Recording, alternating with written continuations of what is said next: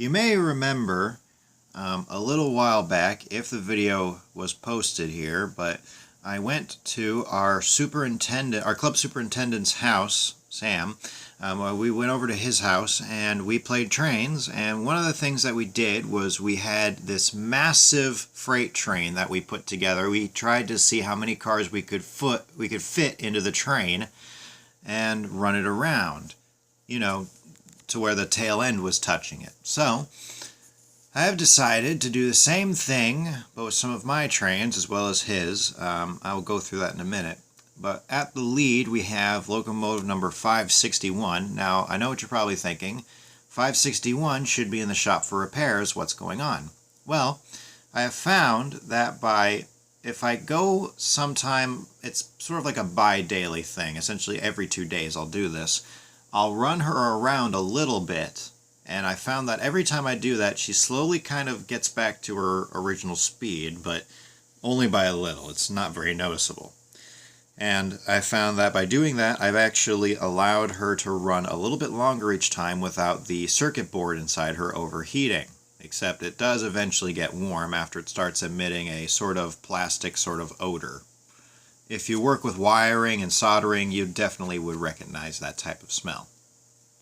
But she is at the lead, and I have fitted a traction tire onto her, so now she can actually pull her weight a little bit better, so that, she'll actually be able to pull things instead of just being dragged or pushed everywhere. In the middle of the train, we have Frisco number 19, and as you can see, it has a bell now, and it does swing. And I finally had it installed. I finally got some super glue and super glued it on. It's the metal type one, not epoxy, but yeah. So, not much to say on that. That's the engine that I'll be using with this. And finally, bringing up the rear is engine number 565, one of 561's cousins. This is Sam's locomotive that I've been faithfully looking after and keeping extra clean. Now you're probably wondering just about how many cars we're hauling on this layout. Now keep in mind this layout is I would say, either imagine 6 straight pieces, and then of course you got 2 straights on the wider ends for the curves. And it's 027, so you got that, but just to show you how many cars we have, that's about as much space between the first engine and the last car, going all the way around. I was originally going to use number 702's caboose, however that caboose was just a little too long to fit, so I'm using the Pennsylvania porthole caboose instead. So without further ado, let's get the train running. Count how many cars you see pass by. If you can comment down below how many you think are going, your comment may be pinned, so yeah.